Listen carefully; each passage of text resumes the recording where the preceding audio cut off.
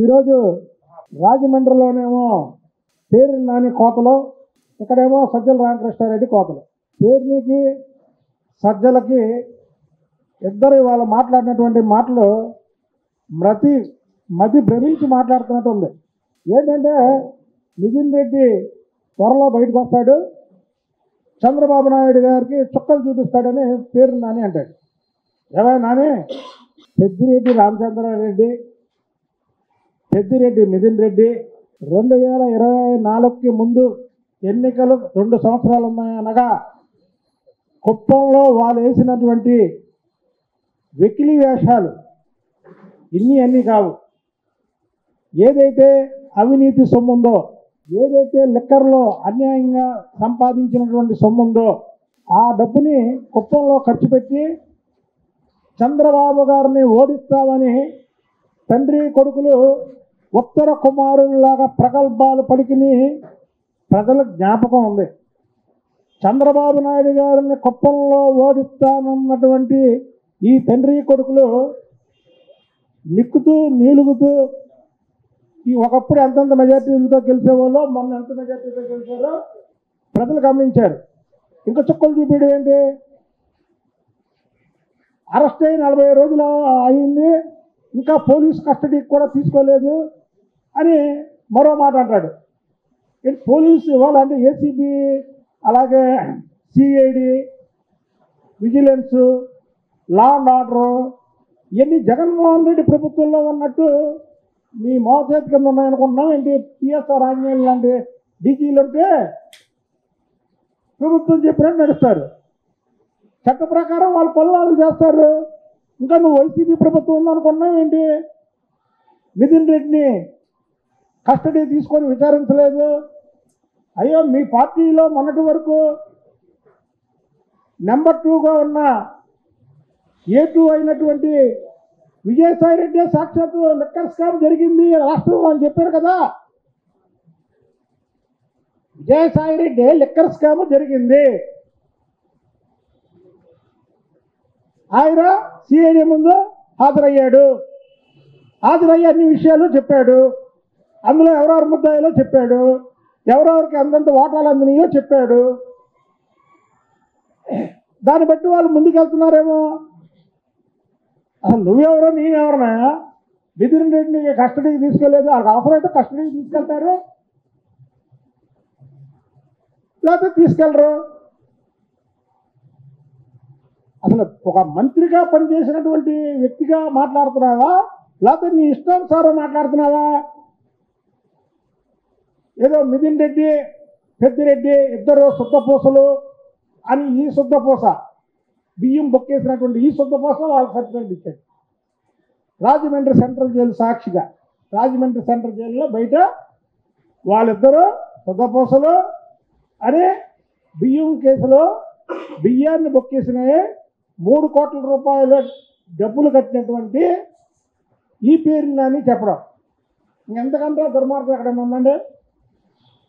3 సంవత్సరాల్లో మళ్ళీ వైసీపీ అధికారం వస్తుంది, మేము మీ అంత చూస్తాం అంటాడు. 3 సంవత్సరాలు కాదు కదా, 3 దశాబ్దాలు అయినా సరే వైసీపీకి అధికారంలోకి రావడం కళ. వైసీపీ నాయకులు అందుకే ఇతర పార్టీల వైపు చూస్తున్నారు.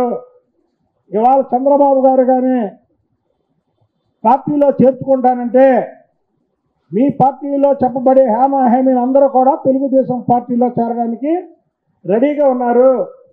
అవినీతి పరులని పార్టీలో చేర్చుకోమని ఒక నిబంధన పెట్టుకొని దాని ప్రకారం చంద్రబాబు గారు ఎవరిని చేర్చుకోవట్లేదు. మరోవైపు జనసేనలో కూడా చేరడానికి చూస్తున్నారు, మరో పక్క బీజేపీలో చేరడానికి చూస్తున్నారు. అందరూ గేట్లు మూసేబట్టి ఇంకా మీ పార్టీ అలా ఉంది. మీరేమో పెద్దిరెడ్డి, నితిన్ రెడ్డి అమాయకులు, వీళ్ళిద్దరిని చంద్రబాబు నాయుడు గారు వాళ్ళని హింసిస్తున్నారు. బయటకు వచ్చి చుక్కలు చూపిస్తారు. ఏం చూపించారు చుక్కలు? ఒకసారి పెద్దిరెడ్డిని అడిగితే పెద్దిరెడ్డి రామచంద్రారెడ్డిని చంద్రబాబు గారు హిస్టరీ చెప్పారు. చంద్రబాబు గారు కాలేజీ డేస్ నుంచి ఈ రోజు వరకు ఎలా ఉన్నాడో విష్ణు చెప్తాడు, ఇది జగన్మోహన్ రెడ్డి చెప్పిన ఇష్టమే కాదు, జగన్మోహన్ రెడ్డి అన్ని అబద్ధాలు చెప్తాడు. ఒకసారి నువ్వు అడుగు చంద్రబాబు నాయుడు గారి గురించి. చంద్రబాబు నాయుడు గారు ఈ రాష్ట్రంలో, ఉమ్మడి రాష్ట్రంలో 2 సార్లు ముఖ్యమంత్రి, విడిపోయిన రాష్ట్రంలో 2 సార్లు ముఖ్యమంత్రి, 4 సార్లు ముఖ్యమంత్రి, అలాగే 3 సార్లు ప్రతిపక్ష నాయకుడు. ఆయన గురించి నువ్వు మాట్లాడడం చాలా విడ్డూరంగా ఉంది. ఇకపోతే సజ్జల రామకృష్ణారెడ్డి అంటాడు, ప్రతిపక్ష హోదా ఇవ్వండి, మేమంటే ఏంటో చూపిస్తాం. ఏంటో చూపించేది మీరు? ప్రజలు మీకు 151 సీట్లు ఇచ్చి పరిపాలించమంటే ఏం చేశారు? చంద్రబాబు నాయుడు గారి ఫ్యామిలీ గురించి అసెంబ్లీలో మాట్లాడి చంద్రబాబు నాయుడు గారి కంట నీరు వచ్చేలాగా మాట్లాడారు. ప్రజా సమస్యలు అయ్యి, ప్రజా సమస్యలు మేము మాట్లాడారా? ఒక మహాతల్లిని అవమానపరచడం ప్రజా సమస్యల? చంద్రబాబు నాయుడు గారి కుటుంబ సభ్యుల గురించి అసహ్యంగా మాట్లాడడం ప్రజా సమస్యల? చెప్పండి.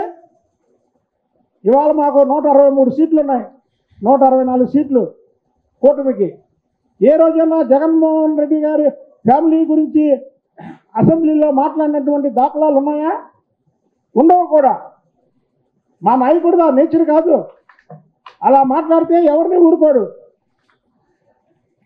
మీకు ప్రతిపక్ష హోదా ఇస్తే అసెంబ్లీకి వస్తారా? ప్రతిపక్ష హోదా 1994లో జరిగినటువంటి ఎన్నికల్లో ఆ రోజు సాక్షాత్తు వైఎస్ రాజశేఖర రెడ్డి కాంగ్రెస్ పార్టీలో ఉన్నాడు. మీ బాబాయ్ వివేకానంద రెడ్డి పులివెందల నుంచి గెలిచాడు. కేవలం 26 సీట్లే కాంగ్రెస్ పార్టీకి వచ్చినాయి. 294 సీట్లు అంటే దాంట్లో 10% రాలేదు.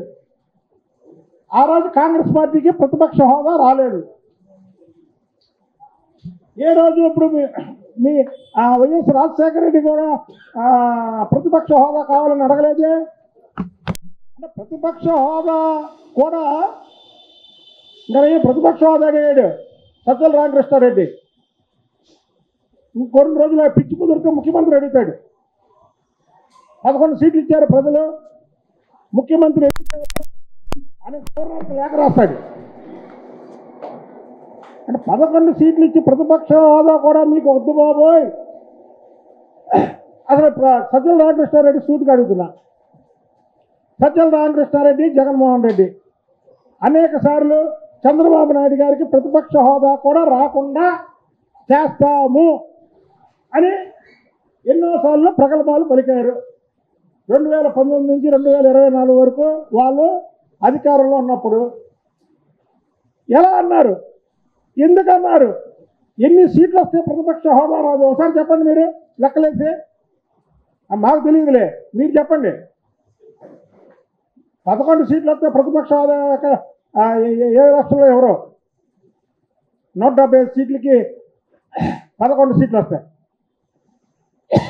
ప్రజా సమస్యలపై మాట్లాడడానికి, పులివెందల నియోజకవర్గ సమస్యలు మాట్లాడడానికి అక్కడ జగన్మోహన్ రెడ్డిని గెలిపించారు. జగన్మోహన్ రెడ్డి కాదు, అక్కడ మా బీటెక్ ఎమ్మెల్యే అని మేము చెప్తే ఎలా ఉంటుంది? అలాగే ఇప్పుడు 11 సీట్లతో ప్రతిపక్షం అలా ఉంది. ఇది సాధ్యమేగా? అది సాధ్యమేగా? 11 సీట్లతో మీరు ప్రతిపక్ష హోదా అడుగుతున్నప్పుడు పులివెందల్లో మొన్న 7,000 8,000 ఓట్లకి 650 ఓట్ల కేవలం పడినాయి మీకు పులివెందల్లో. అంటే ప్రజలు మీకు అసలు పక్కన అసలు 10% కూడా లేరు, 8% కూడా లేరు.